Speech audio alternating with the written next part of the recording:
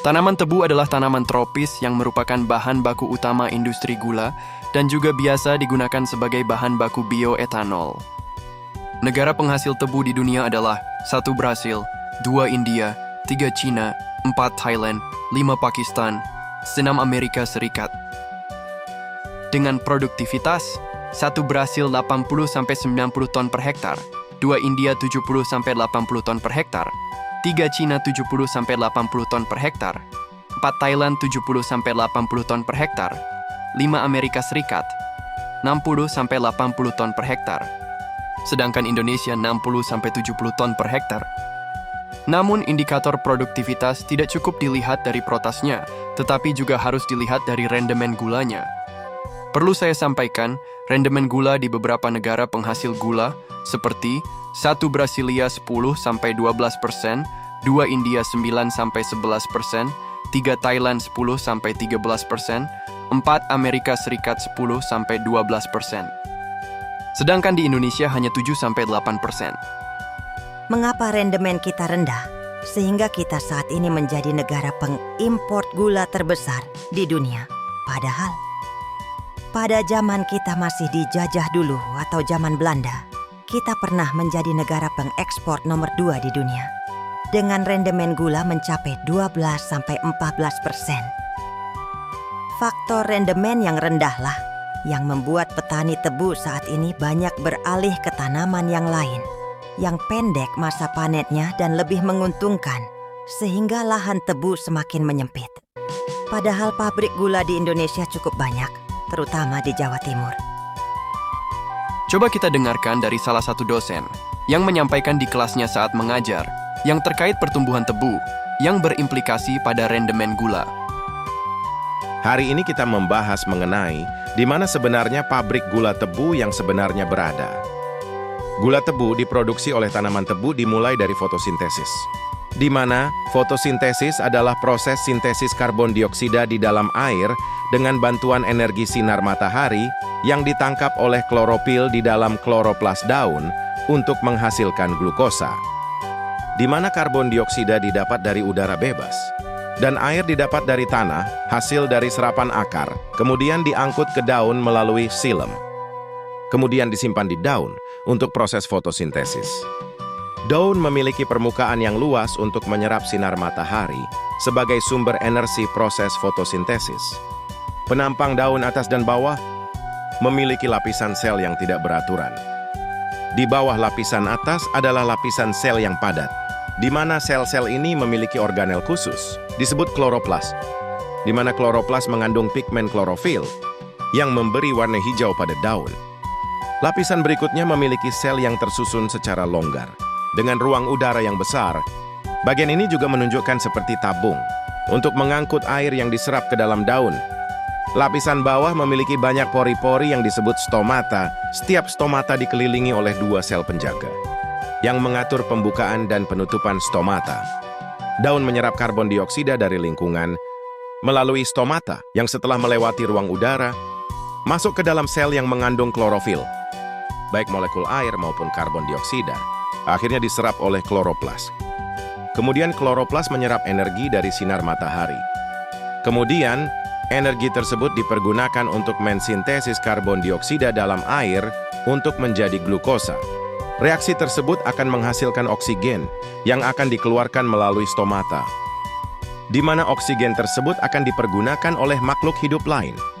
Sedangkan glukosa diangkut ke segala organ tanaman untuk dipergunakan sebagai makanan untuk tumbuh. Khusus untuk tanaman tebu, glukosa tersebut selain untuk pertumbuhan, juga disimpan di dalam batangnya dalam bentuk sukrosa yang akan digiling di pabrik gula untuk menjadi gula kristal putih seperti yang kita kenal selama ini sebagai gula tebu. Dari penjelasan saya ini, dapat saya katakan bahwa pabrik gula yang sebenarnya adalah di lahan, bukan di pabrik gula. Pabrik hanyalah proses memungut gula yang sudah ada di batang tebu. Untuk itu, ayo kita tarik benang merah, variabel-variabel apa yang menjadi penentu rendemen gula.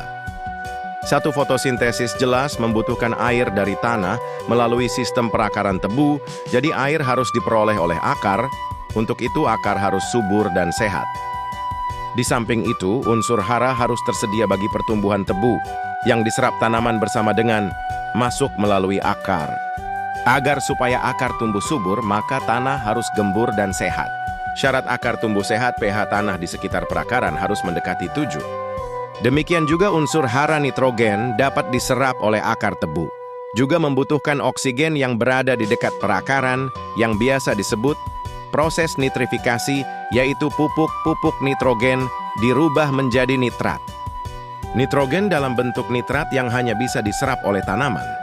Untuk itu, apabila kita berikan pupuk nitrogen untuk tebu, di mana tanahnya bantat, sehingga tanah kurang mengandung oksigen, maka pupuk tersebut akan hilang percuma. Seberapa dalam kegemburan tanah yang dikehendaki oleh tanaman tebu, Pak? Harusnya sedalam sistem perakarannya, sebab potensi masuknya air dan nutrisi itu ke dalam silem itu melalui akar serabut, yang dapat tumbuh sampai 2 meter dari permukaan tanah. Jadi sebenarnya olah tanah, walaupun dengan traktor, itu belum menjamin dapat menggemburkan tanah sedalam perakaran tebu ya, Pak? Iya, benar. Untuk itu gunakan saja pupuk hayati majemuk Pucamadu atau Bioratu, di mana pupuk hayati tersebut dapat menggemburkan tanah sedalam perakaran dengan bahan aktifnya, seperti yang sering saya coba. Pucamadu dan Bioratu juga berisi spora jamur mycorrhiza yang akan membentuk miselium di dalam tanah yang dapat membantu akar tebu untuk mendapatkan air dan nutrisi dari tempat yang jauh dari jangkauan akarnya, sehingga akar tebu mendapatkan suplai yang cukup untuk kebutuhan fotosintesisnya. Dengan demikian pertumbuhan tidak berhenti di waktu musim kemarau yang biasanya lahan tebu kondisinya kering.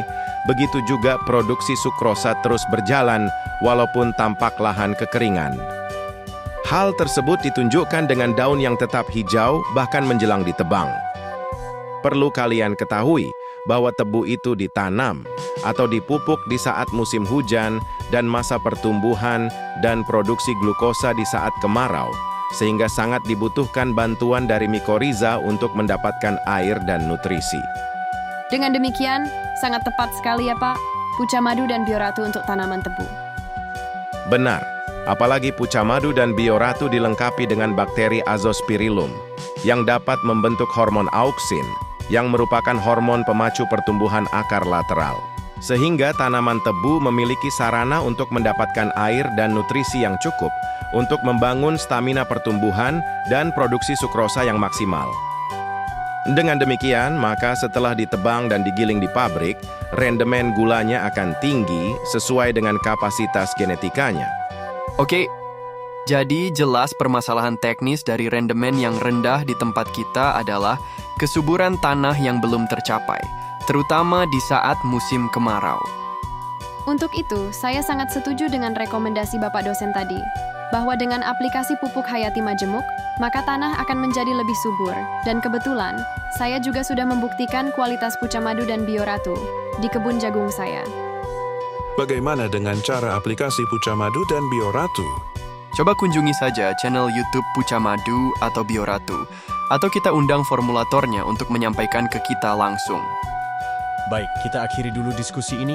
Semoga bisa bermanfaat bagi kita semua dan sedulur tani petani tebu. Amin. Terima kasih.